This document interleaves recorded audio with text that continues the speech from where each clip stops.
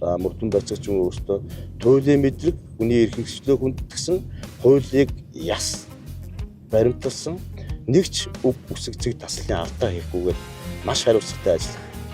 Ийм цаг үеийг урд нь шаарддаг байсан, одоо бүр өндөр түвшинд шаарддаг болсон.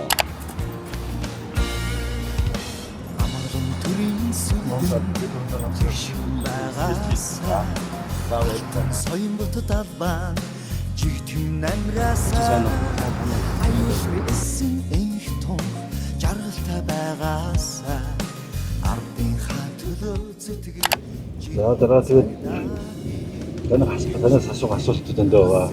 Анх одоо цагтаа юм бол яаж болсон бэ?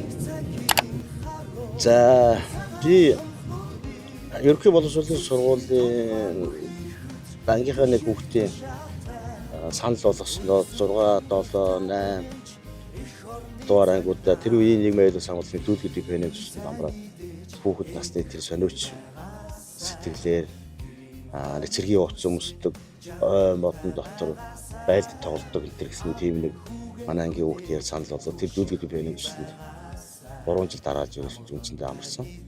Ингээд 10 дугаар анги төгсдөг жилдээ тэр үеийн одоогийнхоор бол хэсгийн байцаагч тэг эмхтэй ангид орж иж овг нэрээр нь дуудаж авч гарсан. Ямар асуудал болж байгааг нь мэдэхгүй.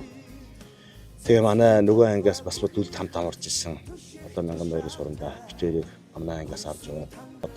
Тэгээ ингээд ийм сургууль байт юм аа. Манай нэг байд сонголтын цэргийн сургууль байт юм. 5-2 манай тусланд олон жил амарсан судалгацсан хүүхдүүдээ энэ сургуульд орох санал бодол байна уу гэдэг асуултыг ярьцлах хийгээд анх удаа энэ сургуулийн талаар сонсоод ингээд 1990 оны одоо цагаан борин жил одоо тэр үеийн цагдаагийн дээд сургуулийн нэгтгэд өгж болж ирсэн энэ сургуульд орж суралцсан.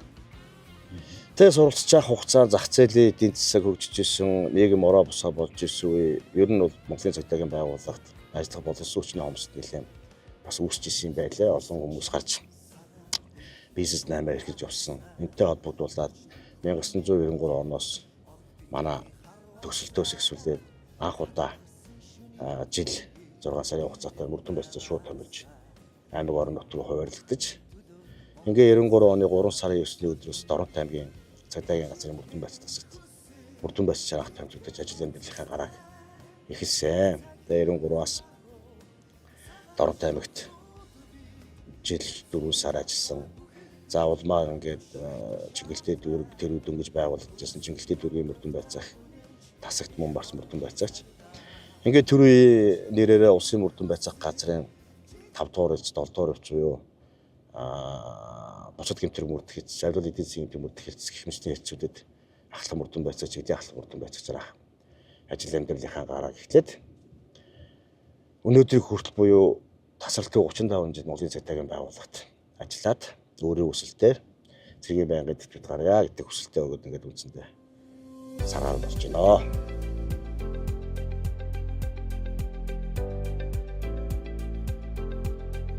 35 жилийнхаа дийлэх хугацааг гэмтэртэй тэмцэж чиглэлээр мөрдөн байцаалтын ажиллагааны чиглэлээр ихэд ажиллаж байсан.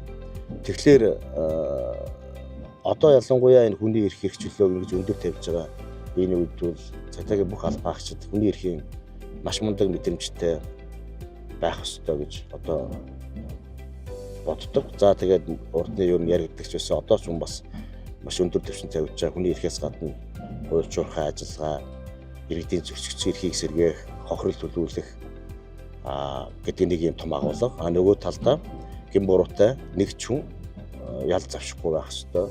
Чухам мөн шүүхээр орж ирсэн шийдвэрлэлийг гаргадаг байх ёстой гэсэн юм зарчмыг баримталж мөрдөн байцаар болон цагдаагийн албаагч энэ чиглэлээр одоо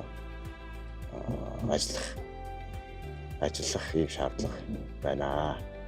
Улсын өндрөө тавьдаж үүсэж байна гэж. Улсын мөрдөн байцаа газрын онцгой зохион байгуулалтын гэмтэг мөрдөх хэлтсийн дараа 2 удаа томилжуудад ажиллаж исэн. За ер нь дийлэх тэр хугацаанд ажиллах хугацаанд бол Монгол улсын хэмжээнд үйлдвэрсэн онцгой бүлэг зохион байгуулалтад үйлдвэрсэн гэмтэгүүд хар тамхи хүн удалдаалах олонний анхаарал татсан нийгэмд айц төлөвлөгөө ийм гэмтэргүүдийг улсын хэмжээнд хэрэгслийн удирдлагаар хангаж сайхан хамт олонныхоо буйнд сайхан дарга нарынхаа үрдэлгийн доор ажиллаж үр дүнтэй тодорхой хэмжээнд ажиллаж исэн. За энэ чиг үүрийнхаа нэг хэрэг болох хүн амны хэмтгийн газрыг Монгол Улсын хэмжээнд хараалын хэрэг дээр очиж мэргэжлийн хөтөлбөр хангах чиг үүрэгтэй ажилладаг байсан.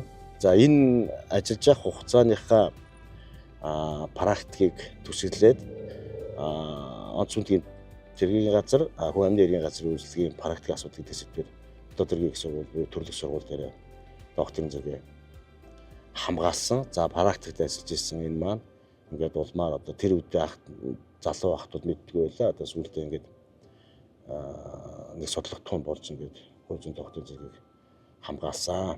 Тэгээд улмаар мөн бас одоо тэргийн их сургуулиас хүндэтгэл үзүүлж клиникийн профессор гэдэг цолыг мөн бас олгосон. Бахархалтай, талархалтай байдаг. За ер нь цагдаагийн албанд орно гэдэг цагдаагийн албанд хоёргүй сэтгэлээр үнэн шударгаар зүтгэнэ гэдэг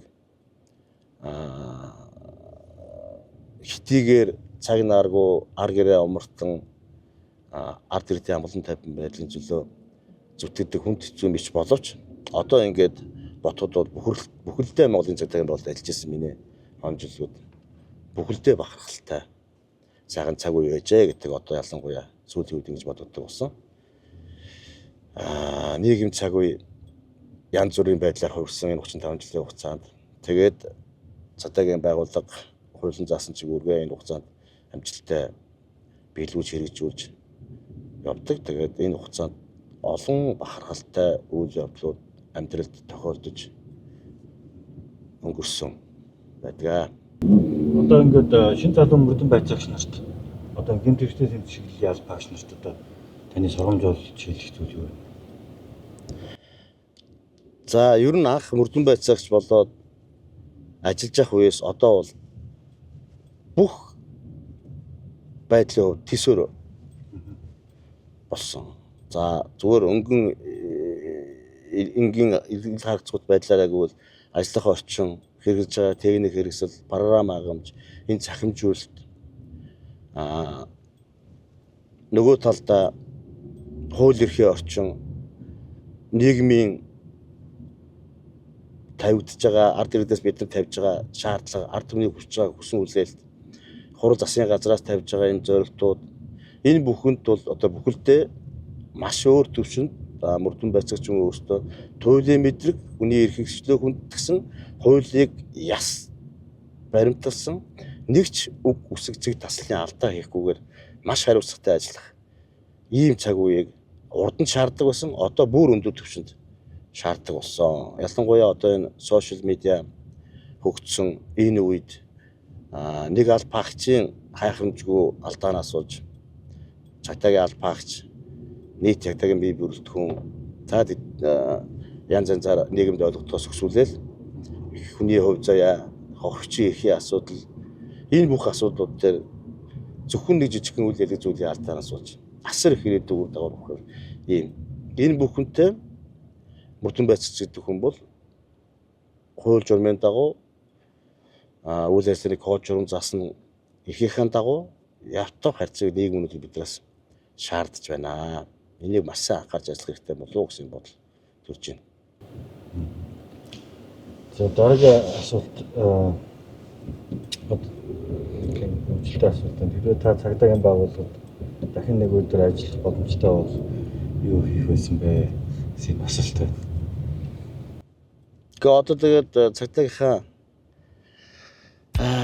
байгууллагын Ахмадын игнэнд ороод тэгээд үргэлжлээд цагдаагийнхаа өдөр тутмын үйл ажиллагаанд шууд усаад толтоо цаашдаа явах сара цагдаа гэдгийг авах гэж амжилт багтаж байгаа учраас эдээс нэг зүйлс чадахгүй хаалсан. Сайн боддог ба чи түнэн ясаа